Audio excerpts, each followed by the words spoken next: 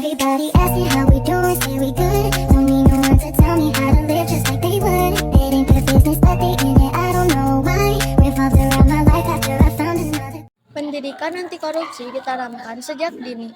Sebelumnya aku mau tanya dulu nih, kenapa sih gak boleh korupsi? Dan menyontek saat ulangan itu korupsi bukan ya? Terus apa sih hubungannya korupsi sama hukum? Jawabannya adalah melanggar peraturan. Jadi, korupsi adalah tindakan yang melanggar hukum karena merugikan kepentingan umum dan merugikan perekonomian negara. Menyontek saat ulangan juga termasuk korupsi loh, karena merupakan tindakan tidak etis dan melanggar aturan sekolah. Hubungan antara korupsi dan hukum adalah bahwa korupsi adalah tindakan yang melanggar hukum dan dapat dikenakan sanksi pidana. Apa sih korupsi itu? Nah, korupsi adalah suatu bentuk ketidakjujuran atau tindak pidana yang dilakukan oleh seseorang atau suatu organisasi yang dipercaya dalam suatu jabatan kekuasaan untuk memperoleh keuntungan yang haram atau penyalahgunaan kekuasaan untuk keuntungan pribadi seseorang. Apakah berdampak bagi negara? Oh, tentu berdampak dong dengan melambatnya pertumbuhan ekonomi suatu negara, menurunkan investasi, meningkatnya kemiskinan, serta meningkatnya ketimpangan pendapatan.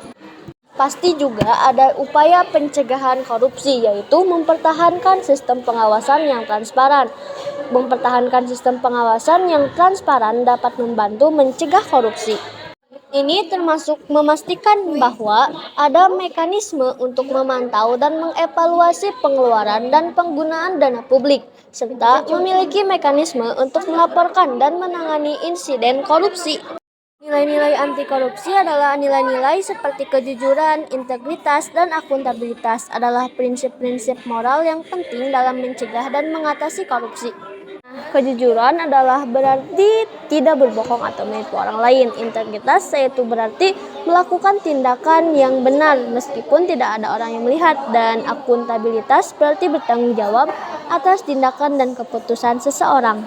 Partisipasi pencegahan korupsi di lingkungan masyarakat dan sekolah. Contohnya, yang ke-1 adalah melakukan pekerjaan yang seharusnya diselesaikan. Yang kedua, tidak menyontek atau menyalin pekerjaan orang lain.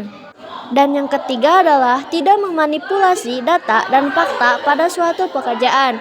Yang keempat adalah bersikap arif dan bijaksana dalam mengambil keputusan. Jadi, perlu diingat ya, korupsi adalah tindakan yang tidak etis di mana individu atau kelompok memanipulasi proses pengambilan keputusan atau tindakan untuk memperoleh keuntungan pribadi.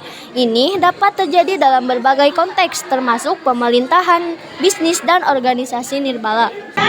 Nah, jadi gak boleh korupsi ya, tanamin anti korupsi sejak dini.